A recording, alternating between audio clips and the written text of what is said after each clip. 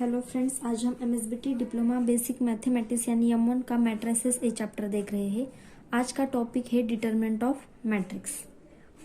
देखो, मैट्रिक्स क्या होता है? एक रेक्टेंगुलर एरे होता है जिसमें हम एलिमेंट्स को रिप्रेजेंट करते हैं। किसी भी स्क्वायर मैट्रिक्स का हम डिटरमिनेंट फाइंड कर सकते हैं, लेकिन उसके लिए वो मैट्रिक्स स्क्वायर मैट्रिक्स होना चाहिए। स्क्वायर मैट्रिक्स क्या होता है? जिसमें m is equal to n होता है, यानी कि जिसमें number of rows and number of columns equal होते हैं, उसको हम स्क्वायर मैट्रिक्स बोलते हैं। एंड सिर्फ स्क्वायर मैट्रिक्स का ही हम डिटरमिनेंट फाइंड कर सकते हैं। क्यों हम सिर्फ स्क्वायर मैट्रिक्स का ही डिटरमिनेंट फाइंड कर सकते हैं? क्योंकि डिटरमिनेंट में number of rows and number of columns equal होते हैं। मैट्रिक्स में number of rows and number of column equal हो सकते हैं या फिर नहीं भी हो सकते, लेकिन डिटरमिनेंट में number of rows and number of columns equal ही होते हैं। इसीलिए हम सिर्फ स्क्वायर मैट्रिक्स का ही डिटरमिनेंट फाइंड कर सकते हैं। अगर कोई भी मैट्रिक्स ए है तो उसके डिटरमिनेंट को हम डिटरमिनेंट ए इस तरह से रिप्रेजेंट कर सकते हैं, या फिर इनडिटरमिनेंट ए इस तरह से रिप्रेजेंट कर सकते हैं। ठीक है, मैट्रिक्स का डिटरमिनेंट क्या होता है? सिंपली हम टू वर्टिकल बार्स में मैट्रिक्स के ऑल एलिमेंट्स को विद सेम ऑर्डर पुट करते हैं। यानी कि मैट्रिक्स का डिटरमिनेंट क्या होता है? मैट्रिक्स के जो एलिमेंट्स होते हैं उसको हम as it is two vertical bars में रिप्रेजेंट करते हैं। वो क्या हो गया? उस मैट्रिक्स का डिटरमिनेंट हो गया। बाद में हम उस डिटरमिनेंट को सॉल्व करते हैं, और सॉल्व करने के बाद हमें एक स्केलर वैल्यू मिलती है। उस स्केलर वैल्यू क्या होती है? उस मैट्रिक्स का डिटरमिनेंट होता है। अब डिटरमिनेंट को हम सॉल्व कैसे कर सकते हैं वो भी हम देखेंगे, लेकिन किसी भी 2x2 ऑर्डर के एंड 3x3 ऑर्डर के डिटरमिनेंट को सॉल्व करने के लिए डिफरेंट मेथड का यूज किया जाता है, वो भी हम यहाँ पे देखेंगे। ठीक है, इसके लिए क्वेश्चन लेते हैं। If a is equal to in matrix 4 3 2 5, then find determinant a। यहाँ पे देखो, a मैट्रिक्स दिया है हमें। a इज इक्वल टू 4 3 2 5, और हमें क्या फाइंड करना है? डिटरमिनेंट a फाइंड करना है, यानी कि इस मैट्रिक्स का डिटरमिनेंट फाइंड करना है। तो डिटरमिनेंट a क्या आता है? हम क्या करेंगे? टू वर्टिकल बार्स में मैट्रिक्स के जो एलिमेंट्स है उसको हम एज इट इज इस टू वर्टिकल बार्स में पुट करेंगे। ठीक है, 4 3 2 5 4 3 2 5, तो ये क्या हो गया? इस मैट्रिक्स का डिटरमिनेंट हो गया। बाद में हम इस डिटरमिनेंट को सॉल्व करेंगे। 2x2 order and 3x3 order के डिटरमिनेंट को सॉल्व करने के लिए डिफरेंट मेथड का यूज किया जाता है। अब यहाँ पे ए 2x2 ऑर्डर का डिटरमिनेंट है, तो 2x2 ऑर्डर के डिटरमिनेंट को सॉल्व करने के लिए सिंपली क्रॉस मल्टीप्लीकेशन किया जाता है। ठीक है, 4 इंटू 5 करेंगे हम। 4 into 5 minus 2 into 3।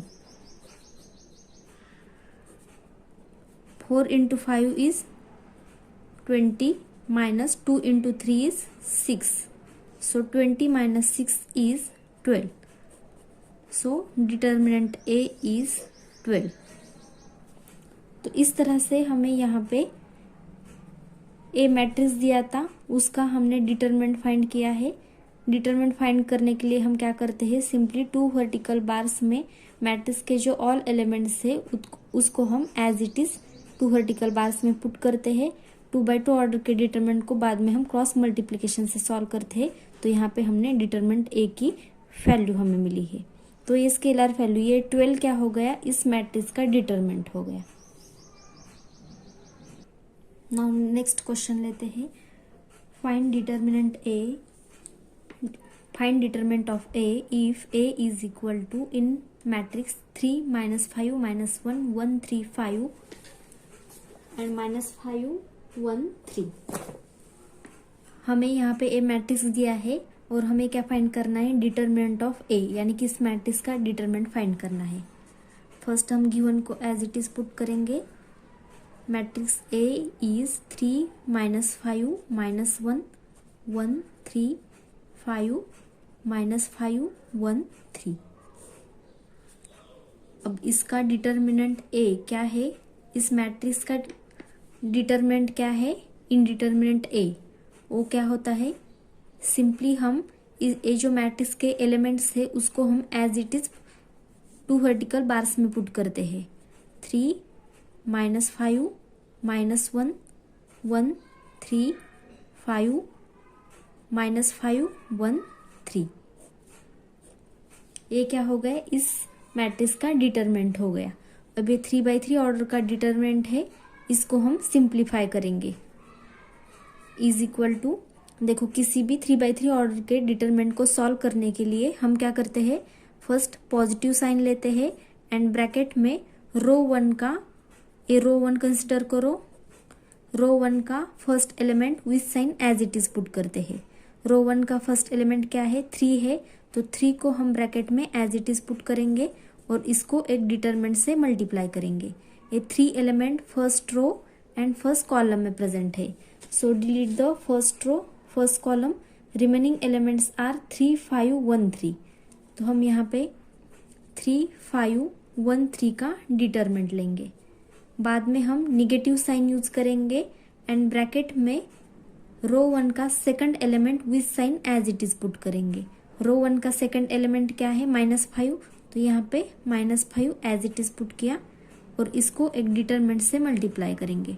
A -5 element is present in first row and second column, so delete the first row second column, remaining elements are 1 5 -5 3। सो हम यहाँ पे 1 5 -5 3 का डिटरमिनेंट लेंगे। बाद में हम प्लस साइन यूज करेंगे एंड ब्रैकेट में रो 1 का third element with sign as it is put करेंगे। रो 1 का थर्ड एलिमेंट क्या है, -1, तो हम यहाँ पे -1 पुट किया। अब ये -1 element is present in first row and third column, so delete the first row third column, remaining elements are 1 3 -5 1 1 3 -5 1 का यहाँ पे डिटरमिनेंट ले लेंगे। अब ये 2/2 ऑर्डर के डिटरमिनेंट को हम क्रॉस मल्टीप्लिकेशन से सॉल्व करेंगे। ए +3 यानी कि 3 आ गया इन स्क्वायर ब्रैकेट। अब इसको हम क्रॉस मल्टीप्लिकेशन से सॉल्व करेंगे। 3 × 3 is 9 minus 1 × 5 is 5 minus -5 is +5 in square bracket. 1 × 3 is 3 minus -5 × 5 is -25 plus minus -1 into square bracket 1 into 1 is 1 minus -5 into 3 is -15 is equal to 3 as it is into square bracket 9 minus 5 is 4 plus 5 as it is into bracket 3 minus -25 is 3 plus 25 minus 1 as it is into square bracket 1 minus -15 is 1 plus 15 is equal to 3 into 4 is 12 plus 5 as it is into square bracket 3 plus 25 is 28 minus 1 as it is into bracket 1 plus 15 is 16 is equal to 12 as it is plus 5 into 28 is 140 and 1 into 16 minus 1 into 16 is -16। अब एक कैलसी पे करने के बाद इसकी value 136 आती है। तो डिटर्मिनेंट एलएचएस में क्या है, डिटर्मिनेंट ए। तो डिटर्मिनेंट ए की वैल्यू यहाँ पे 136 आ गई। ठीक है, एक क्विक रिवीजन करते हैं। हमें ए मैट्रिक्स दिया था, इसका हमने डिटरमिनेंट फाइंड किया। क्या किया हमने, 2 वर्टिकल बार्स में मैट्रिक्स के जो एलिमेंट्स है उसको हमने एज इट इज पुट किया है। बाद में हमने 3/3 ऑर्डर के डिटरमिनेंट को सॉल्व किया। इसके लिए हमने रो 1 को कंसिडर किया and alternate plus minus plus इस तरह से साइंस का यूज किया है। फर्स्ट हमने रो 1 के फर्स्ट एलिमेंट के लिए ब्रैकेट के बाहर प्लस साइन का यूज किया एंड ब्रैकेट में रो 1 का first element with sign as it is put किया, इसको एक डिटरमिनेंट से मल्टीप्लाई किया। अब ये 3 element first row first column में प्रेजेंट है, so first row first column को डिलीट कर दिया एंड रिमेनिंग एलिमेंट्स का डिटरमिनेंट यहाँ पे पुट किया है इस एलिमेंट को मल्टीप्लिकेशन में। बाद में सेकंड रो 1 के सेकंड एलिमेंट के लिए निगेटिव साइन का यूज किया एंड ब्रैकेट में रो 1 का second element with sign as it is put किया। अब ये -5 element is present in first row second column, so first row second column को डिलीट कर दिया, रिमेनिंग एलिमेंट्स का डिटरमिनेंट हमने यहाँ पे पुट किया है। बाद में रो 1 के थर्ड एलिमेंट के लिए हमने ब्रैकेट के बाहर पॉजिटिव साइन का यूज किया एंड ब्रैकेट में रो 1 का थर्ड एलिमेंट क्या है -1, तो इसको हमने with sign as it is यहाँ पे पुट किया। -1 element is present in first row third column, so यहाँ पे हमने फर्स्ट रो थर्ड कॉलम को डिलीट कर दिया, रिमेनिंग एलिमेंट्स को हमने डिटरमिनेंट में एज इट इज पुट किया है। बाद में हमने ये जो 2/2 ऑर्डर के डिटरमिनेंट है इसको क्रॉस मल्टीप्लिकेशन से सॉल्व किया है। अभी कैलकुलेशन करने के बाद हमें डिटरमिनेंट ए की वैल्यू 136 मिलती है। तो इस तरह से हम किसी भी स्क्वायर मैट्रिक्स का डिटरमिनेंट फाइंड कर सकते हैं। लेकिन इतना याद रखो कि 2/2 ऑर्डर के डिटरमिनेंट को हमने क्रॉस मल्टीप्लिकेशन से सॉल्व किया था एंड 3/3 ऑर्डर के डिटरमिनेंट को हमने रो 1 कंसिडर करके सॉल्व किया है। और रो 1 जब कंसिडर करते हैं तब हम ऑल्टरनेट प्लस माइनस प्लस इस तरह से साइंस का यूज करते हैं। अगर ये वीडियो आपको थोड़ा सा भी इन्फॉर्मेटिव लगा हो तो please like share and subscribe the channel. Thank you so much for watching this video.